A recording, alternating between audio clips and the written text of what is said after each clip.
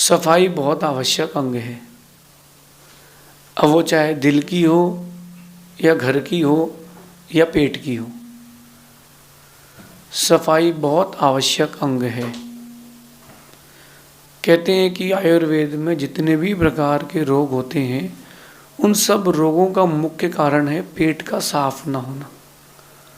और संसार में जितने भी प्रकार के रोग हैं, उन सब का एक ही कारण है कि मन का साफ ना होना। जिन लोगों के घर गंदे रहते हैं, मैंने देखा है कि उन लोगों के यहाँ लोग कम जाते हैं। बोले आपकी भाषा में कहूँ तो अनहाइजीनिक है। लेकिन कभी सोचा है कि घर तो अनहाइजीनिक है, आप लोग अनहाइजीनिक हैं कि नहीं? आप लोग कैसे हैं अंदर से? इस पर भी तो कभी विचार करना चाहिए।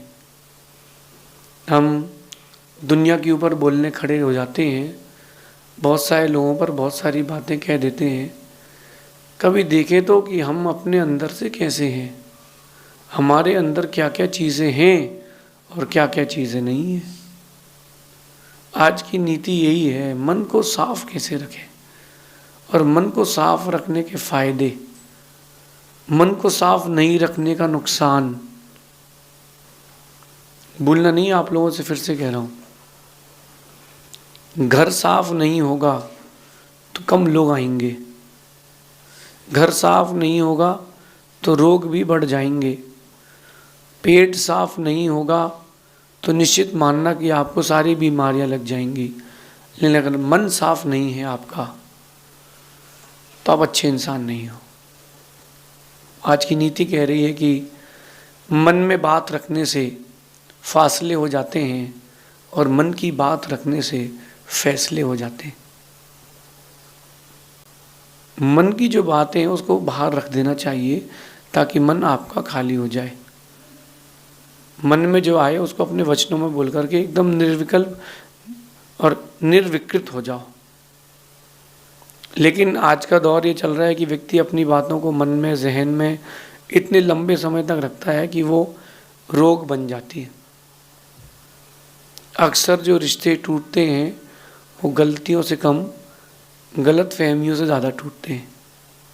और आप लोगों के साथ एक बहुत बड़ी प्रॉब्लम है, थोड़ी सी भी कोई बात नहीं होती है और बात बिगड़ी और आप ये सोचते हो कि नहीं अब मैं उससे कोई संबंध रखूँगा ही नहीं, मुझे कोई बात करनी ही नहीं उससे।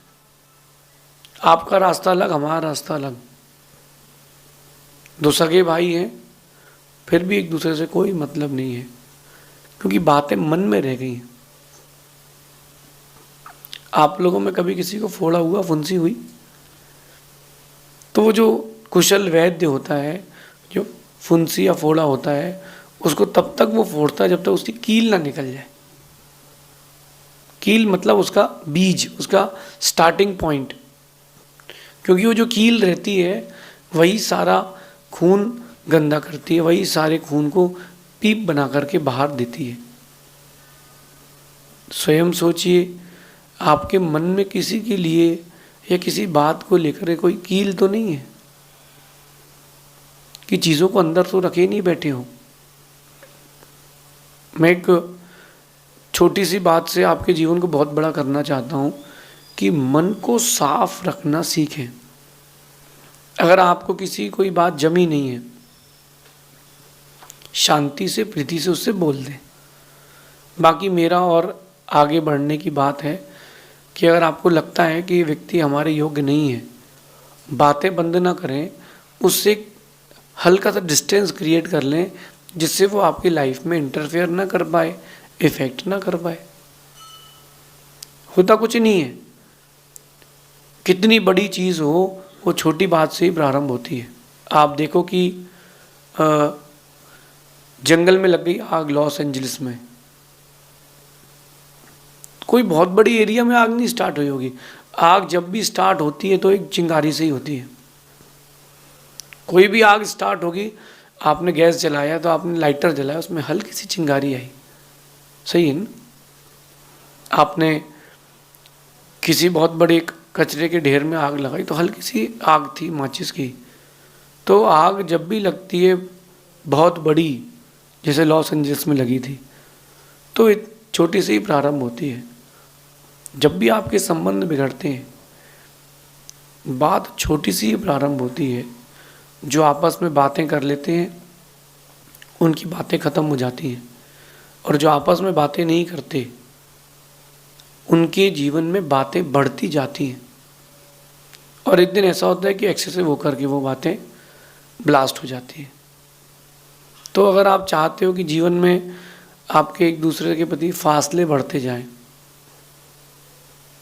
अगर आप चाहते हो कि फासले बढ़ते जाएं, तो मन में बातें रखें, और आप चाहते हो कि वो फासले समाप्त हो जाएं, तो अपने मन की बातें रखें। जिस परिवार में आपस में बातचीत नहीं होती, लोग एक दूसरे से बातें ही नहीं करते, आप अपने में हम अपने में, ऐसे परिवार में संबंध टिकता नहीं है। ऐसे परिवार में संबंध टिकता नहीं है।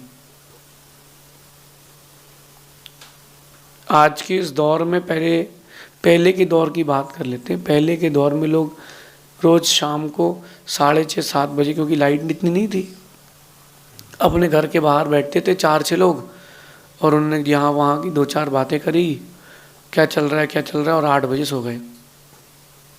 अब एक दूसरे से बात नहीं कर रहे हैं, फ़ोन में ही सब व्यस्त हैं। तो फ़ोन में देख देख कर चीज़ों को सुन कर बातें और बिगड़ जाती हैं, और नए नए आइडियाज़ आते हैं फिर दूसरे को धोखा देने का, परेशान करने का। तो अगर सफल और सुखी जीवन की चाह रखते हैं तो आप मन साफ रखें। अच्छा, मैं आपसे एक बात कहता हूँ, आपके घर के किसी कमरे में कीचड़ है, कंडीशंस देखना, आपके घर के किसी कमरे में कीचड़ है और वहाँ जाओगे तो पैर गंदा हो जाएगा, और वहाँ कोई सामग्री रखी है तो आप उठाने जाओगे क्या? वहाँ जाना पसंद नहीं करोगे, आप बोलोगे यार वहाँ बहुत गंदगी, मैं नहीं जाऊँगा। इंसान ऐसी फितरत का है कि गंदा करने के लिए भी साफ जगह ढूंढता है। आप जब सुबह फ्रेश होने जाते हो तो अगर 5 टॉयलेट है तो आप 5 में सबसे फ्रेश टॉयलेट जो है आप उसको प्रेफर करोगे। मतलब बात समझना, इंसान की फितरत है कि वो गंदा करने के लिए भी साफ जगह ढूंढता है। अब जिस जगह पर गंदगी है, जिस जगह पर गंदगी है उस जगह पर आप पैर रखना पसंद नहीं करते हो, और अगर आपके हृदय में, आपके मन में गंदगी है तो परमात्मा का वास आपके अंदर में कैसे होगा? कैसे होगा? जब तक सफाई नहीं होगी तब तक कुछ नहीं होगा।